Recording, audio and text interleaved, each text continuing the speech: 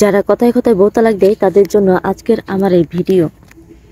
যারা কথায় কথায় বউ তালাক দেয়, বউ ছাড়ে দেয়, বলে যে তোরে আমি রাখবো না, তোর সংসারে রাখবো না, তুই থাকতে পারবি না, তাদের জন্য আজকের আমার এই ঘটনা। গাজীপুরে এমন একটা ঘটনা ঘটে গেছে যেটা সবাইকে তোলপাড় করে দিছে। গাজীপুরে এমন একটা ঘটনা ঘটছে যেটা হলো, একটা স্বামী তার স্ত্রীকে নিয়ে আসে একটা হুজুরের কাছে। তারা বিবাহ দম্পতির ভিতরে, যে কোনো দম্পতির ভিতরে তাদের মাঝে দুইটা কাঠি এক জায়গায় থাকলে ঠুন তো লাগবেই, মারামারি তো হবেই, ঝগড়াকাঠি, কথা চালাচল, মারপিট সব কিছুই তো হবে। তো গাজীপুরে এমন একটা ঘটনা ঘটছে, সেই ঘটনাটা আজকে বিস্তারিত বলবো। সেই বিস্তারিতটা হচ্ছে, স্বামী তার স্ত্রীকে নিয়ে আসে একটা হুজুরের কাছে যে তার কথায় কথায় বউকে তালাক দেওয়া হয়ে গেছে। বউকে তালাক দেওয়া হওয়ার পরে সেটা আইন অনুযায়ী তো ডিভোর্স ছাড়া হবে না, ডিভোর্স লেটারে সাইন দিতে হবে। আর এটা হচ্ছে আমাদের শরীয়ত মোতাবেক, অর্থাৎ ইসলামিকভাবে যদি মুখে মুখে 3 তালাক দেওয়া হয়, তাহলে সেই ইসলামিক মতে তারা আর স্বামী স্ত্রী থাকবে না। ইসলামিক শরিয়াতে তারা আর স্বামী স্ত্রী নয়। এই জন্য সেই বিস্তারিত জানার জন্য স্বামী আর স্ত্রী আসে মসজিদের ইমামের কাছে, যে তাদের এখন করণীয় কি। ইসলামিক শরিয়াতে তারা এখন স্বামী স্ত্রী না, যেহেতু তারা ডিভোর্স দিয়ে দিছে, অর্থাৎ তালাক দিয়ে দিছে। যে মুখে মুখে 3 তালাক দিলেই, স্বামী যদি মুখে মুখে 3 তালাক দিয়ে দেয়, তাহলে স্ত্রী তালাক হয়ে যাবে। আর শরীয়ত মোতাবেক তারা স্বামী স্ত্রী না, তারা যদি একসাথে থাকে সেটা অবৈধভাবে থাকা হবে। এই জন্য সে স্বামী আর স্ত্রী মসজিদের ইমামের কাছে যায়, শরীয়তপুরে, গাজীপুরে ভুলে গেছিলাম, গাজীপুরে। তো মসজিদের ইমামের কাছে যাওয়ার পরে সেই মসজিদের ইমাম পরামর্শ দেওয়ার পরে তিনি একটা সলিউশনও বের করে দেয়। যে বলে না যে সমস্যা থাকলে তার উপায় তো অবশ্যই থাকবে, সমস্যা যখন আছে তার সলভ তো তার সেখানে আছে। তো ঠিক সেরকম সেই হুজুর, মসজিদের ইমাম, তাকে একটা উপায় বের করে দেয়। সে উপায়টা হলো, তাকে সেই মহিলাকে আবার বিয়ে দিতে হবে।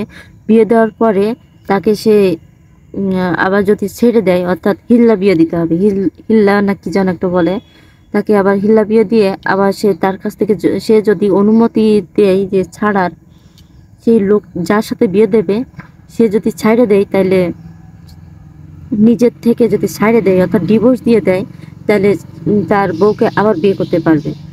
তো তেমন সেই হুজুরের কথা মতো সেই লোকটা তার স্ত্রীকে মসজিদের ইমাম তার কাছের মানুষের সাথে বিয়ে দেয়। 1 ঘন্টা চুক্তি করে বিয়ে দেয় এবং সে চুক্তি করে যে 1 ঘন্টার ভিতরে তাকে আবার ডিভোর্স দিতে হবে। তো সব কিছু ঠিকঠাক হওয়ার পরে সব কিছু ঠিকঠাক, এবং কাজী নিয়ে আসে ওখানে বিয়ে পড়ানোর পর যে ঘটনাটা ঘটে গেছে সেটা আসলেই একটা পক্ষে হচ্ছে রাইট আছে, আর একটা পক্ষে হচ্ছে রাইট নাই।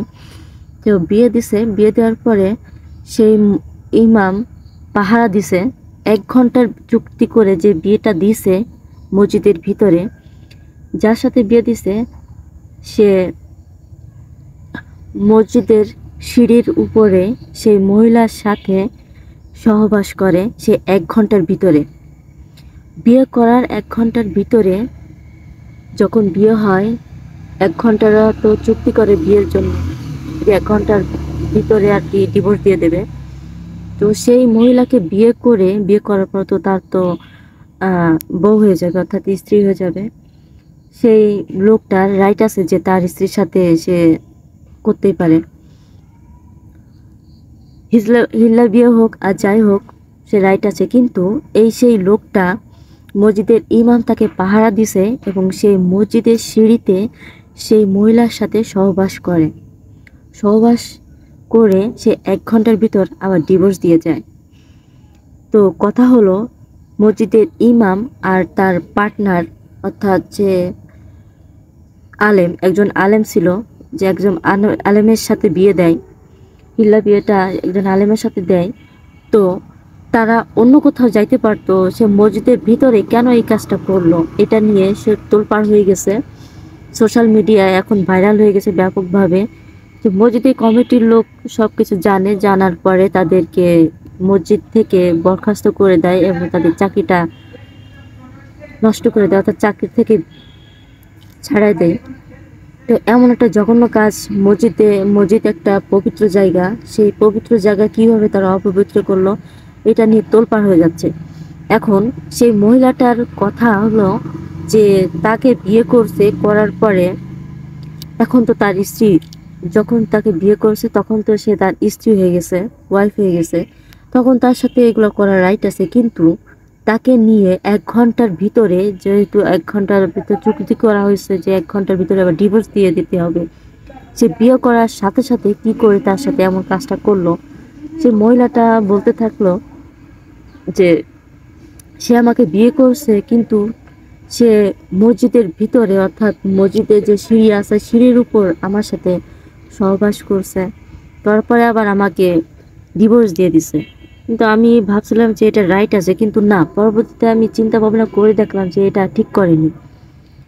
সে একজন আলেম মানুষ, সে আল্লাহর পথে চলে, সে আল্লাহর পথে চলে, আল্লাহর নামে সব কিছু করে, দেখানো আল্লাহর দেখানো পথে চলে।